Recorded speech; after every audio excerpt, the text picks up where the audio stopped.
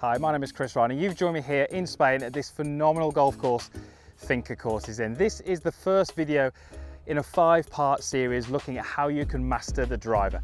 We're going to cover everything across the driver, from setup, through backswing, through downswing, through impact, and we're going to finish up with some on-course tips that you can use next time you play to transfer the skills that you've learned in this series out onto the golf course. I'm confident that we can get you to hit that driver straighter and more consistent than you've ever hit it before. That's going to lead to shorter irons into the greens, lower scores, and more fun when you're out on the golf course. Right, let's get started with video 1 where we're looking at the setup.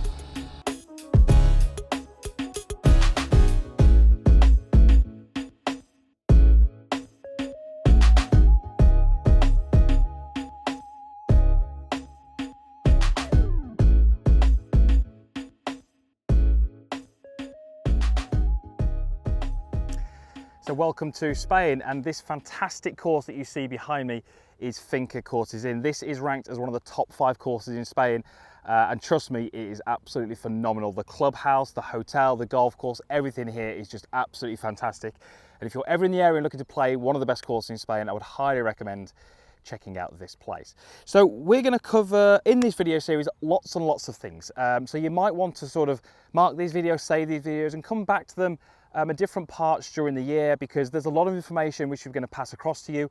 I'm really not expecting you to take that all on board and incorporate that into your next practice session and then take it to the course in, let's say, a couple of weeks. But there might be some little bits in here that you know fit your game, and there might be some things here that you think, okay, I'm going to bank that and maybe come back to that in a few months' time. So in this video, we're going to talk something around strike, and we're going to cover some things around setup just to make sure we're off to the correct start.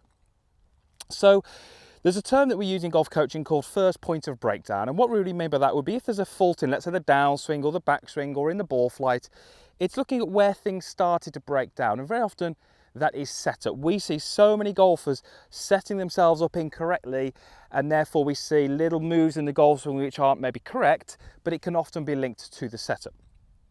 We're going to talk a little bit about tee height as a sort of separate part of this video. So we're really going to discuss the body. So let's first of all go through ball position. I would generally like to have the golf ball positioned pretty far up in my stance, somewhere just inside this lead heel, as you can see there. Now, the reason we have the ball there is because we're trying to effectively get the ball further forward than you. When we say you, we're talking about the middle of you. So that's your buttons or the zip on your top, whatever you're wearing. So you can see how that ball position is forward of me. Now, if I have a very, very narrow stance, whilst the ball still might be positioned in the same place relative to my feet, you can see how it's not really ahead of me, it's pretty much under my buttons.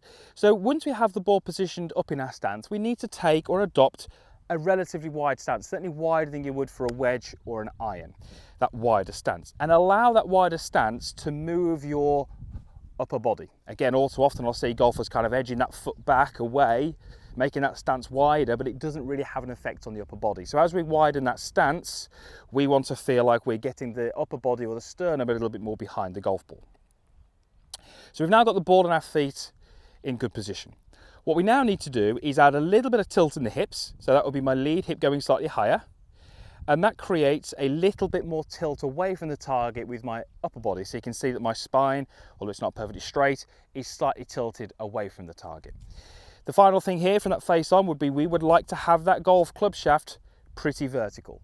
The reason that's important is because if it's vertical, the club head will generally sit on the ground neutrally. If that golf club isn't vertical, if the handle is back or the handle is forward, the golf club head will appear to point to the right or to the left, and then we find golfers trying to sort of manipulate the face or the grip, and we start to get, you know, just a confused start to the golf swing. Now, what I'd encourage you to do in practice, if you feel like your setup's not as good as it could be, try and incorporate a routine which would help. So if, for example, if you're not particularly good at getting the club shaft angle correct, why not start with that? You know, start by placing the golf club in as you want it and then build your stance around that. So the way that we set up and the order in which we set up is really important. We can use that to help us with certain aspects of our starting position. When we look at the setup from the other angle, what do we tend to see? Well, I often see good feet alignment, but poor upper body alignment. You can see how my shoulders are aimed significantly up the left towards those villas up there.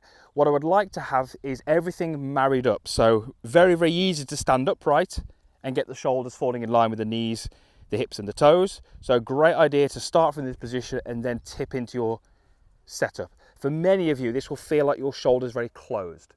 The reason the shoulders tend to get open is because the ball is so far forward, we tend to reach over it with our right side and we tend to get this shoulder too far forward.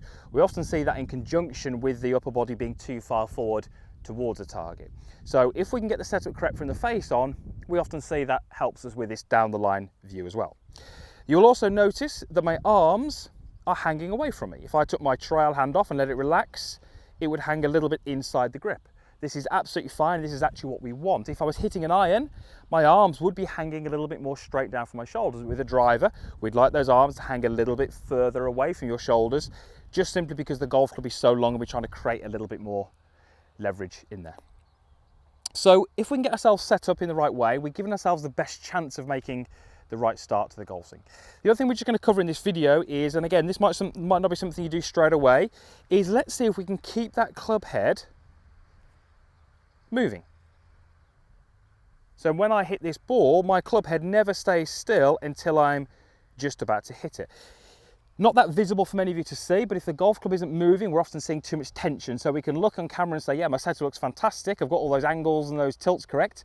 But if there's too much tension, again, that's not going to help us make this nice, relaxed golf swing that we would like to make. So set up correctly, that's going to be the best chance for you to get your golf swing off to the correct start. Let's give this one a hit, and then we can just cover a little bit of tee height and a little bit of strike.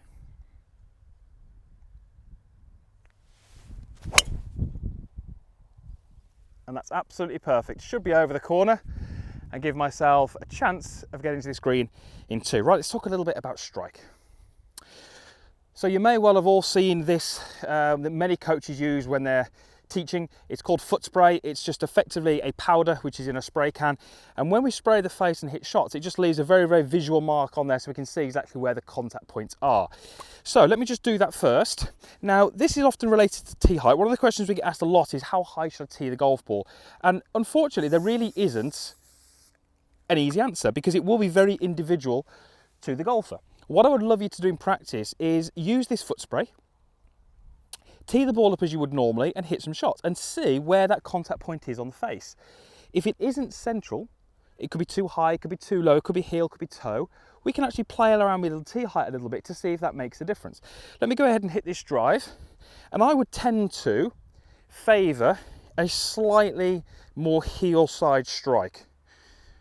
You watch, this will show me up now and I'll hit it off the toe, but